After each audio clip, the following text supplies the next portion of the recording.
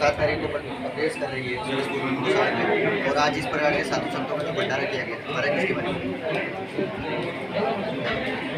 समस्त गुजरात और भारत देशवासियों को मेरा जय श्री राम, जय जगन्नाथ।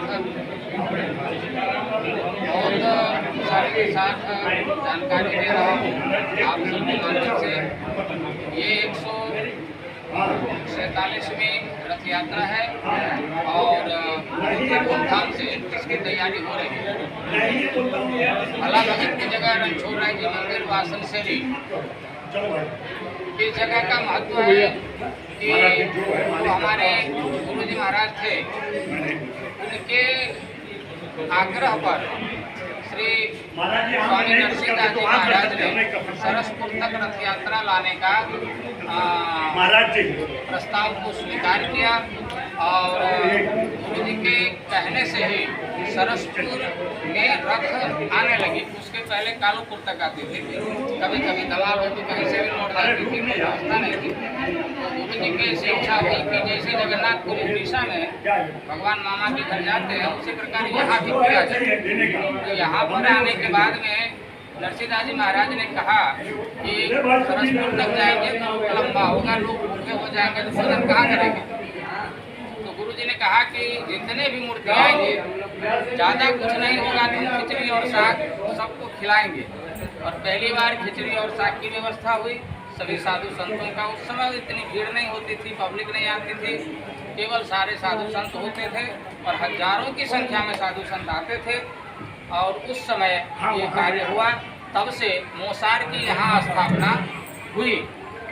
और सामने जो रणछोड़ राय जी का मंदिर है, वहाँ एक संत रहा करते थे, तो उनको गुरु जी ने कहा कि हमें फुर्सत नहीं मिलती कि हम रोड पे आ जाएं और भगवान का स्वागत करें, तो आप भगवान का स्वागत कर दिया करना। तो फूलहार से स्वागत हुआ करता था। अभी लगभग 15, 20, 25 साल से वो माँ मेरा जो है यहाँ की लोकल भाषा है, वो जरा ज़्यादा मतलब प्रचलित हो गया है, वो सुन गए लोगों में। और मंदिर भी रोड पे है, हम अंदर पड़ जाते हैं तो यहाँ आने जाने में भी लोगों को परेशानी होती है। इसके लिए मूल मोसार जो कहा जाता है असली, वो यही है, संतों के द्वारा स्थापित की गई है।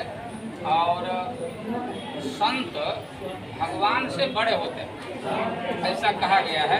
आप सबने कई बार देखा गया है, राम जी विश्वामित्र जी के चरण दबाते थे, वशिष्ठ जी के चरण दबाते थे, तो गुरु से बड़ा कोई नहीं है। इसलिए संत रूप में, छरी रूप में, ध्वजा रूप में, धन रूप में और भगवान जो है निशान रूप में यहीं पे आते हैं। असली जिनको हमारे संप्रदाय और अखाड़ा में असली भगवान जो है वो निशान को ही माना जाता है और वो यहीं आते हैं, यहीं उनका सम्मान होता है, यहीं आरती पूजा विधि विधान सब कुछ होता है। और बीच के दिन महाराज स्वयं भगवान स्वरूप दिलीपदास जी महाराज यहाँ पधारते हैं और परंपरा रही है कि भोजन यहीं करते हैं। गाजीपुर जो भी वहाँ बनते आए हैं राम जी की इच्छा से। तो ये 147वीं रथ यात्रा है और इस बार अति प्रसन्नता मैं व्यक्त करता हूँ कि खास संख्या में, अच्छी खासी संख्या में साधु संत महात्मा यहाँ पधारे। भारत के अन्य अन्य क्षेत्रों से भी साधु संत यहाँ पर पधारे हैं और अपने अहमदाबाद और गुजरात के जैसे कलोल है, गांधीनगर है या खेड़ा है, आनंद है, इन सब जगहों से साधु संत महात्मा महंत श्री महंत महामंडलेश्वर आज सभी पधारे। और सभी को यहाँ नियम है कि आज के दिन भगवान का जो नयन सलाखा कार्यक्रम होता है, आज भगवान पूर्णतः स्वस्थ हो जाते हैं। इसके खुशी में हम मामा है, मेरे घर आया था, मेरे घर में बीमार पड़ा, आज स्वस्थ हुआ है। तो इसी खुशी में आज साधु संतों को बुला करके उनको वस्त्रदान और दक्षिणा, हाँ अभी रुपया ही देते हैं कि सोना चांदी देने की औकात मेरी है नहीं, मतलब कुछ भी लुटा सकते हैं, इतनी खुशी है। भगवान हमारे हमारा भांजा स्वस्थ हुआ है। तो इसके लिए भी आज का ये कार्यक्रम अमावस के दिन होता है। यहाँ जब कार्यक्रम हो जाता है तो यहीं संतों के साथ भगवान भी अपने घर वापस लौट जाते हैं। और आज का ये विधान है कि आज फिर से पुनः प्रार्थना करेंगे कि सरसपुर वाले मतलब मोसार वाले बड़े दुखी हैं, आप चले आए हैं तो एक बार फिर से दर्शन देने आइए। तो इसी आमंत्रण को स्वीकार करके भगवान बीच के दिन पुनः सबको दर्शन देने के लिए आएंगे। और बीच के दिन साधु संतों के अलावा जितने भी हरिभक्त होते हैं, अखाड़ा वाले होते हैं, जो भी होते हैं, लगभग समथिंग 30 से 40 हज़ार आदमी की यहाँ रसोई बनाई जाती है।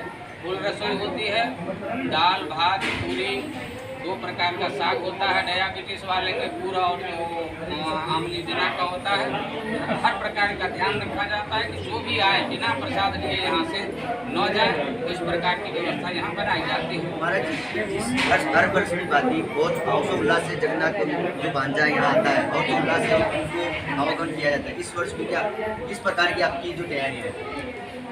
तैयारियाँ तो मैं अभी बता चुका हूँ राम जी की इच्छा से। और वो कहते हैं ना, खुशी तुम्हारे फूले नहीं समाता है। आप सब आज देख रहे हैं, 5 दिन पहले अगर मेरा चेहरा देखते तो ऐसा लगता है कि शायद अब मरने वाले हैं।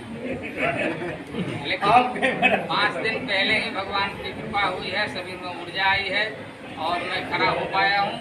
नहीं तो 24 घंटा में लगभग 23 घंटा मैं बेड रेस्ट में ही था। लेकिन आज कोई कह नहीं सकता है, आज मैं लगभग 13-14 साल का हो गया हूँ राम जी के साथ। जय श्री राम, जय श्री राम।